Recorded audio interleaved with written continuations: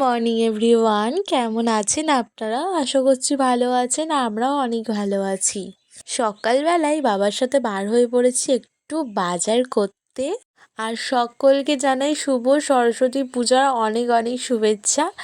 তো সকাল সকাল বার হয়ে পড়েছি গোটা চচ্চড়ি বাজার করতে, তার সঙ্গে কিন্তু পুজোর বাজারটাও সেরে আসবো। আর আমাদের বাড়িতে এমনি ডালা পুজোই হবে, বাড়িতে সরস্বতী ঠাকুর রয়েছে, সেই ঠাকুরটারই পুজো করব। তার সকালবেলায় বার হয়েছি বিশেষ করে বাজারটা করে নেব, গোটা চচ্চড়ি বাজার। যত বেলা যাবে যেন দাম বাড়বে, তো সকাল সকাল যাচ্ছি একটু বাজার টাজার করে নেব। আর আমাদের এখানে হচ্ছে এমএলএ কাপ খেলা রয়েছে, তো আজকে লাস্ট ম্যাচ রয়েছে, তো সেই জন্য এত সুন্দর করে ডেকোরেশন করা। আর দুদিন ধরে খেলা হচ্ছে, আজ লাস্ট দিন। আর আমাদের এই বলরামপুর বাজারে কিন্তু অনেক বড় বাজার বসে, কিন্তু আজকে দেখছি একটাও বাজার বসেনি। আর কিছু ভ্যানে করে সবজি বসেছে। আমরা এখন চলে এসেছি বারুইপুর এসে ফার্স্টে আমরা এখানে একটু ব্রেকফাস্টটা সেরে নেব। তো এখানে চলে এসেছি পরোটার দোকানে আলুর কষা আর পরোটা খেয়েছিলাম। তারপর চলে এসেছি আমরা বাজার করতে, গোটা চচ্চড়ির বাজার। আর গোটা চচ্চড়ির বাজার আমরা করতে এসেছিলাম কাছেরি বাজারে, যেটা কিনা বারুইপুরের কাছেরি বাজার। ওখানে একটু দামটা কম হয়, সবজি বলো ফল বলো, তো সেই জন্য ওখান থেকেই নিয়েছিলাম। আর বাড়ি এসে দেখছি মা এখানে বাটি কিনছে, মানে চুলের বদলে যেসব বাটি নেওয়া হয় বাসন, তো সেইগুলোই নিচ্ছে। মার এই গামলাগুলো খুব ভালো লেগেছে আর কমের মধ্যেই ছিল, তো মা নিয়েছে। এই বাসনগুলো কেনা হয়েছিল ঠাকুর ঘরের জন্য। তারপর চান টান সেরে আমি এখন ঠাকুর ঘরে চলে এসেছি পুজো দিতে। আর এইটা হচ্ছে আমাদের বাড়ির সরস্বতী ঠাকুর। তো 3 বছর প্রায় হতেই চলেছে, 3 বছরে বেশি হতে চলেছে, কিন্তু আমি এখনও চেঞ্জ করিনি ঠাকুরটাকে। তো ইচ্ছা আছে সামনের বছর ঠাকুরটাকে চেঞ্জ করব। আর এখানে প্রায় আমার পুজো দেওয়া কমপ্লিট হয়ে গিয়েছে, প্রত্যেকটা ঠাকুরকেও আজকে আপনাদেরকে দেখিয়ে দিলাম। তো এই ছিল আমাদের ঠাকুর ঘরের সমস্ত ঠাকুর। আর সরস্বতী পুজোয় শাড়ি তো পরতেই হয়, ছোটো থেকে তো শাড়ি পরেই আসি। তো এই বছর আপনাদেরকে শেয়ার করছি যে আমি এবছরে কী শাড়ি পরছি। আজকে একটা জামদানির ওপরে পরেছিলাম 4-in-1 শাড়ি, মানে 4 রকম কালারের ওপরে একটা শাড়ি পরেছিলাম। শাড়িটা কিন্তু আমি নিজে পরেছিলাম, এটাই হচ্ছে একটা স্পেশাল ব্যাপার। আর তারপর প্রীতম এসেছিলো, আমাকে নিয়ে গেল। আর এখন দুজনে একটু বার হয়েছি ঘুরতে, সরস্বতী পুজোয় তো ঘোরাটা মাস্ট। তো পুজো টুজো সেরে খাওয়া দাওয়া করে এখন বেরিয়ে পড়েছি ঘুরতে। আর আজকে লুকটা আমার কেমন লাগছে, একাই সাজুগুজু করেছি, সব কিছুই একা করেছি। তো কেমন লাগছে অবশ্যই কমেন্ট করে জানাতে ভুলবেন না। আর এটা ছিল প্রীতমের ফাইনাল লুক সরস্বতী পুজোর। আর সরস্বতী পুজোয় ছেলেদের পাঞ্জাবিটা পরলে বেশি ভালো লাগে। আর আমি তো শাড়িই পরেছিলাম, আর এবছর কিন্তু শাড়িটা বললামই একা পরেছি, তো একটু এদিক ওদিক হয়েছিল। তারপর আমরা চলে এসেছিলাম সরস্বতী পুজো একটু ঘুরতে শাসন আর বারুইপুরের বাজপদিসারে পাখিরালয়ে। এখানে বিভিন্ন রকমের পাখি রয়েছে, পশু রয়েছে, তো সেখানেই গিয়েছিলাম। আর সেখানে আমার ছোট্ট মতন একটা পার্কও রয়েছে, তো বাচ্চাদের পক্ষে খুবই ভালো এই ঘোরার জায়গাটা। আর এই দিন তো কাপেলরাই ভর্তি থাকে এই জায়গায়, তো আমরাও একটু এসেছিলাম। আমরা প্রত্যেক বছরেই আসি। আর এই পাখিরালয়ে এই হচ্ছে পাখি, অনেক বিভিন্ন রকমের ছোট ছোট পাখি রয়েছে, আর তাদের খাঁচা হচ্ছে এটা। আর অনেক সুন্দর সুন্দর পাখি রয়েছে। আর এখানে দেখতেই পাচ্ছেন একটা মাছও রয়েছে। আর এই পাখিটা তো একদম বদমাশের গাছ, দেখছে এমন করে, দেখেই বোঝা যাচ্ছে একদম বদমাশ। তো আমরা দুজনে একটু ভিডিও করে নিলাম, কারণ আপনাদের সঙ্গে একটু শেয়ার করব তাই। আর এখানে রয়েছে অনেক বড় একটা পুল, আর এখানে বিভিন্ন রকমের মাছ রয়েছে। আর এই মাছগুলো দেখতেই পাচ্ছেন, অনেক রকমের একটা সাদা কালারের মাছ রয়েছে, সেটাই দেখছিলাম। ওদের বাচ্চা বেড়েছে, এই দেখো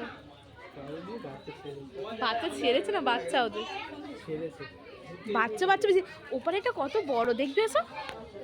আর এই হচ্ছে বড় একটা মাছ, এই মাছটা কিন্তু সবচেয়ে বড়, কিন্তু সমস্ত মাছের মধ্যে থেকে এই মাছটা সবচেয়ে বড় ছিল।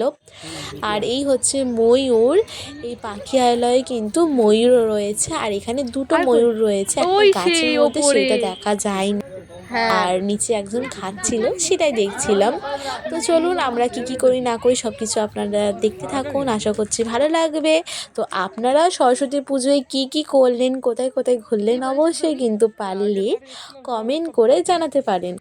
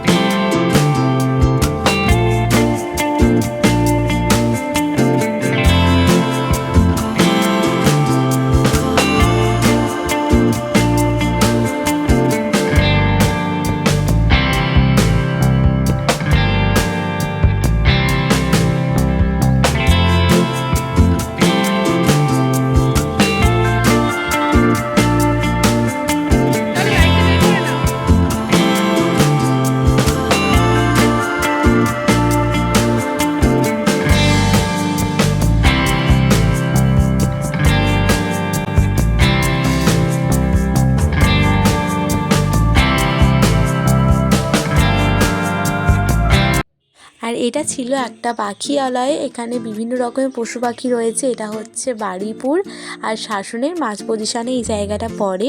আর আজকে আমরা পুরোটা ঘুরতে পারিনি, কারণ হাফ জায়গা বুক করা ছিল, আর বার্থডে পার্টি উপলক্ষে নাকি বুক করে রেখেছিল। তো সেই জন্য আমরা এখন বাইরে বার হয়ে পড়েছি। আর বাইরে বেরিয়ে কিন্তু আমরা এখন একটু খাচ্ছি ফুচকাটা কিন্তু কেমন করেছে সেটাই খাওয়ার জন্য নিলাম। আর খেয়ে দেখলাম বেশ ভালোই করেছে, তাই দুজনে একটু খেলাম ফুচকা। আর আজকে হচ্ছে নিরামিষ, কিছু বাইরে খেতেও পারবো না, তাই ফুচকাটাই খেলাম। আর এখন প্রীতম বাইকটা নিয়ে বার হয়ে পড়েছে। আমরা আর বেশিক্ষণ এখানে থাকবো না, একটু বাইরের দিকে ঘুরতে যাব, সেই জন্য ওর সাথে এখন বার হয়ে পড়বো এখান থেকে। আর আজকে বিরাট পরিমাণে রোদ দিয়েছে, সেটা আপনারা অনেক ভালো করেই জানেন যে সরস্বতী পুজোর দিন কেমন রোদটা দিয়েছিল। তাহলে চলুন এখন যাওয়া যাক একটু অন্যদিকে ঘুরতে।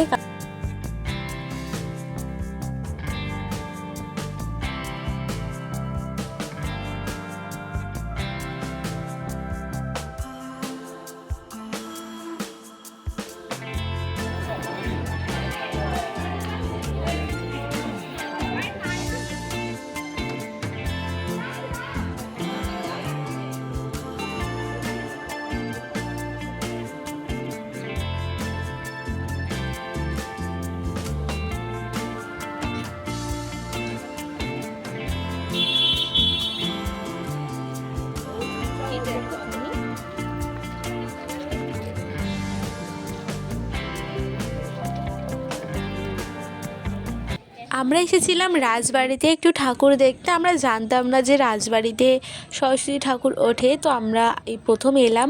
আর রাজবাড়িতে ঠাকুরটা কিন্তু খুব ইউনিক ছিল, আমার তো বেশ ভালো লেগেছিলো। আর রাজবাড়ি থেকে বার হতেই কিন্তু ডান দিকেই পড়েছে আরেকটা ঠাকুর, যেটা কিনা মাঠের পুরো পাশেই ঠাকুরটা উঠেছিল।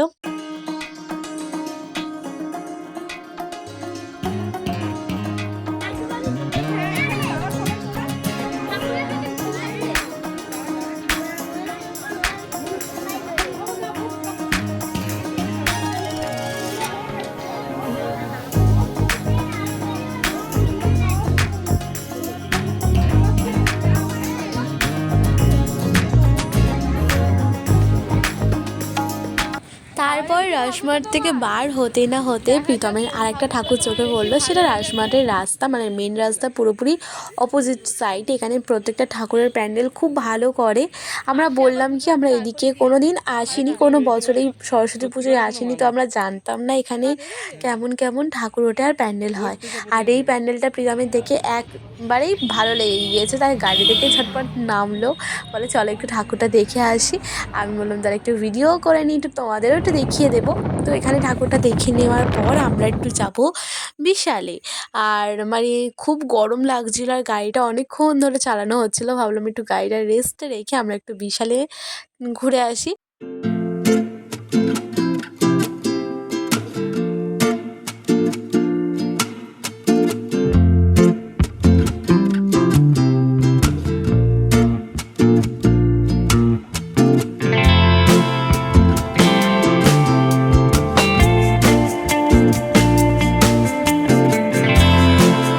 আর সরস্বতী পুজো মানে ভ্যালেন্টাইন্স ডে। তো প্রীতম আমাকে এই বছরের রোজ দিল, প্রথম বছরে আমি প্রথম রোজ পেলাম, তাও সরস্বতী পুজোয়। ও আমাকে প্রত্যেক বছরের রোজ ডেতে আমাকে একটা করে গোলাপ দেয়। তো এবছর সরস্বতী পুজো দিয়েছিল আর আর আরেক বছর দিয়েছিল, যেটা কিনা ফার্স্ট সরস্বতী পুজোয় আমাকে একটা রোজ দিয়েছিল। তারপর আমাকে এখন বাড়ি ছাড়তে এসেছে, দেখতেই পারছেন কত দিন থাকতে থাকতে বাড়ি চলে এসেছি, কারণ রাতে হবে গোটা চচ্চড়ি। তো যাই হোক, এখন প্রীতম যাবে বাড়ি আর আমি এখন যাব বাড়ি। তো আমাকে ছেড়ে দিয়ে গেল, তো এখন বাড়ি চলে যাবে। আর বাড়ি আসার পর সন্ধেবেলায় আমাদের এখানে হয়েছিল গোটা চচ্চড়ি, যেটা কিনা বাবা পুরোপুরি করেছিল। আর গোটা চচ্চড়ি মানেই যে পুরোপুরি সব গোটা গোটা দিতে হবে তার কোনো মানে নেই। এখানে কিছু কিছু সবজি গোটা ছিল, বাকি সবজি কাটাই হয়েছিল, কারণ ফুলকপি বাঁধাকপি গোটা গোটা তো দেওয়া যায় না। তো এখানে হাফ সবজি কাটা হাফ সবজি গোটা ছিল। তো এখানে এখন বাইরেই হচ্ছিল, বাইরে একটা ওভেন নিয়ে আমাদের এখানে গোটা চচ্চড়ি হচ্ছিল। তো এখন গোটা চচ্চড়ি বাবা করুক, আর মা এখানে সারা বিকেল ধরে কিন্তু সবজি কেটেছে, আর বাবা রাতে এসে সব মানে গোটা চচ্চড়িটা বানাচ্ছে। আর এখন সেগুলো আমাকে পরিষ্কার করতে হবে। এইসব পরিষ্কার এখন আমি করি। আর তারপর দেখি এখানে আমাদের গোটা চচ্চড়ি কমপ্লিট। তো আমাদের গোটা চচ্চড়ি তো অনেক হয়েছে, শুধু আমরা খাবো তা নয়, সবাইকে দেবো। তো আজকে ভিডিওটা কেমন লাগলো অবশ্যই কমেন্ট করে জানাতে ভুলবেন না। টাটা।